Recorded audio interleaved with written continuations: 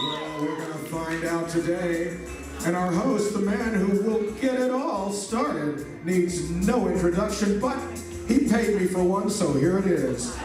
Originally from Jackson, Tennessee, where he dreamed of stardom on the radio, then Memphis, Tennessee, where his dreams became a reality. He comes to us today from Hollywood, California, where he dreams now of Sandy. A member of the TV Game Show Hall of Fame, the proud owner of a star on the Hollywood Walk of Fame, a TV producer and disc jockey, the host of such classic TV shows as Gambit, High Rollers, Debt, and the legendary Tic-Tac-Toe. Say hello to the host of the Week Martindale Elvis Game Show Extravaganza. Elvis fans, say hello to Week Martindale.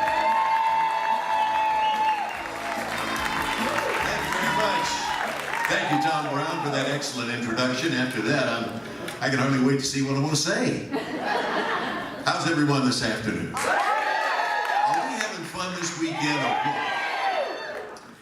Today's Elvis Game Show Extravaganza will take place in a moment, but my marriage contract stipulates that I mention my wife, Sandy, in some way. Sandy, where are you? There she is, right over there. I asked her to stand up, but she was already standing. I could never tell. She was so short, you know. We celebrate our 43rd anniversary this August 2nd. 43 years with the same lovely lady. Last year we celebrated our anniversary at the place where we went on our very first date, the Chart House, down in Malibu, California. And during dinner, I started waxing nostalgia. I got a little, well, I did some reminiscing is what I did. I said, Sandy, time really flies, doesn't it? It seems just like yesterday. We were living in a one-room apartment, driving a beat-up Chevy, and watching a 10-inch black and white television. And then I was living with a 30-something. And now we live in a gorgeous home in Los Angeles, California. We each have our own very nice automobile, and we watch TV on a giant television set. But now I'm living with a 70-something. Well, Sandy didn't take to that too hot. And she said, well, honey, sweetie pie, lamb chop, if you ever get the desire to find yourself a new 30-something, you can be damn sure that once again you'll be living in a one-room apartment, driving a beat-up Chevy and watching a 10-inch television set. So I'm still here, folks. Boy, I tell you, you women really know how to get to the bottom line, don't you? Yeah. We're going to play 2 rounds today. In just a while, some of you are going to join me on stage for a lot of fun. And Tom Brown has put together some fantastic all Elvis questions. Some very special guests have dropped by as well to take part in our fun. How do we play? Well, our first round is very simple, everybody. You formed into teams of 4. You've come up with an awesome team name, hopefully. And now it's time to put your knowledge to the test. When I read out the question, I want you to write your answer in the blank for that question. Now, no peeking. You cannot phone a friend. And definitely don't you look at the answer on your telephone. That's a no-no. That's a shame on you if you do. We'll go through all of the questions, and then our Elvis Extravaganza assistants will come by and gather up all of your answer sheets and tabulate the score. And we'll find out how Elvis smart you are. Today, it's all things Elvis. So let's get started. Who's ready to play the Wink Martindale Elvis Game Show Extravaganza? I said, who's ready to play the Wink Martindale? I heard Tom Brown do that, and I thought I had to do it too. All right, here's question number 1. Listen carefully. Elvis starred in 31 dramatic films and 2 documentaries during his career. How many of Elvis' movies were shot and released in black and white?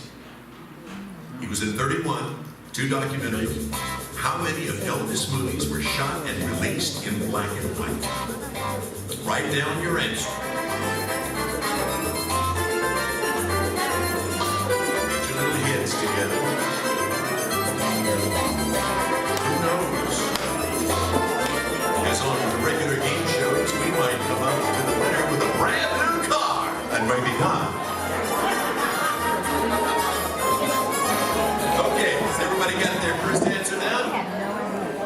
Question number 2. Elvis is famous for his Lisa Marie aircraft, but what kind of plane is it? A, is it a Boeing 707? B, a Convair 880? Or a Gulfstream G1? A, B, or C? A Boeing 707, a Convair 880, or a Gulfstream G1? Write down your answer. Give you 5 seconds. Gotta do this in a hurry. I gotta go home Sunday. Here's question number 3. This is a true or false question. Everybody listen now. Pay attention. I could be asking questions later. Elvis's famous gold belt, which he wore to the White House, was modeled after a boxing title belt. It was an award given to him for breaking the box office attendance records at Madison Square Garden. True or false? I want to repeat it because it's a true or false question. Elvis's famous gold belt, he wore it to the White House, was modeled after a boxing title belt. It was an award given to him for breaking the box office attendance records in New York at Madison Square Garden. True or false? 5 seconds before we go on to question number 4. True or false? Okay, here's question number 4. Everybody listen carefully. According to legend and the Elvis Presley birthplace website, 2 people helped Vernon Presley build the shotgun shack where Elvis and his brother Jesse would be born. One of those persons was Vernon's brother Vester. But who was the other person who helped Vernon build that shack? Who was the other person who helped Vernon build that shack in Tupelo, Mississippi, where Jesse and Elvis would be born? 5 seconds. And here we go with question 5. Elvis loved the song Green, Green Grass of Home. In fact, while driving home from Hollywood for Christmas in 1966, and within range of Memphis radio, Elvis kept pulling over and calling DJ and our close friend GK, George Klein at WHBQ in Memphis. He wanted George to play it over and over. Now, here's the question. Who was the singer of the version of Green, Green Grass of Home that Elvis loved so much in 1966? And by the way, what you're hearing now is not the version Elvis was listening to that night. That's Danny Davis. Sing it. Now, you don't want to hear me sing. They'll close this theater up real fast. Okay, that's number 5. Let's move on to number 6 now. Elvis performed Hound Dog on the Steve Allen Show on July 1st, 1956. But what happened the next day, on July 2nd, 1956? Was it A, the song became number 1 on the charts? 2, Elvis recorded Hound Dog at RCA Studios? Or 3, Hound Dog was released as the B-side of Don't Be Cruel? A, B, or C? The song became number 1 on the charts, or Elvis recorded it at RCA, or Hound Dog was released on the B-side of Don't Be Cruel? Which of those? That's question number 6. And hurriedly to question number 7. Elvis Presley and Priscilla Bullion were married May 1st, 1967, at which Las Vegas hotel? Caesar's Palace, the Sahara, or the Aladdin? A, B, or C, where they got married? In Vegas. Caesar's Palace, A, B, the Sahara, C, the Aladdin. You'll do it, game music. I like that. Tom Brown is on the ball. On the ball. Okay, time's up on that one. Question 8. We're going to stay in Vegas with Elvis and Priscilla and their wedding for the next question. Who were the double best men at Elvis's wedding? Who were the double best men? It took 2 for Elvis. Everything had to be bigger for Elvis. Double best men. Was it A, Joe Esposito and George Klein? Yeah. B, Joe Esposito and Marty Lacker? Or C, Marty Lacker and George Klein? I'm going to repeat those. A, B, or C. A, Joe Esposito and George Klein. B, Joe Esposito and Marty Lacker. Or was it Marty and George Klein? Which one of those? Okay, 5 seconds is up. So let's move on to question 9. Now be careful in answering this number 9 question. Portions, you got to really think about this one. Portions of 2 Elvis albums were recorded in 1976 in the den off the kitchen, which we all, of course, know as the Jungle Room. Hopefully you were there last night to see a revival of the recording session and everything that was recorded in the Jungle Room. Wasn't that a great evening? Oh my gosh. And the Sun recording session? So good. You know, this second annual gets better and better, better than the first. And next year will be better than this one. I'm going to go back to my question. Portions of 2 Elvis albums recorded in the Jungle Room. One of those albums was Moody Blue, released in July 1977. What was the title of the other album?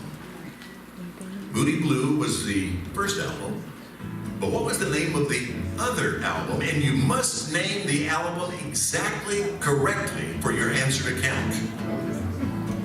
This may get some of you, but you real Elvis fans will probably get it.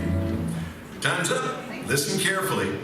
Elvis paid $102,500 for Graceland in 1957. Isn't that amazing? $102,500. Today you couldn't buy the bedroom for that. But approximately how much is that in today's dollars? How much is $102,500 in today's bucks? Is it A, $900,000? Would it be B, $1,200,000? Or would it be C, $1,500,000? I'll give you 5 seconds to think about it. What's $102,500 worth today? $900,000, $1,200,000, or $1,500,000? A, B, or C? Okay, let's move on to question 11. Vernon, Gladys, and Elvis's grandmother Dodger moved into Graceland in May of 1957. But Elvis wasn't able to join them. He was busy in Hollywood filming a movie. Which film was Elvis shooting that kept him out of Graceland for a few weeks? A, was it Jailhouse Rock? B, was it King Creole? Or C, was it Loving You? That's what I was going to say.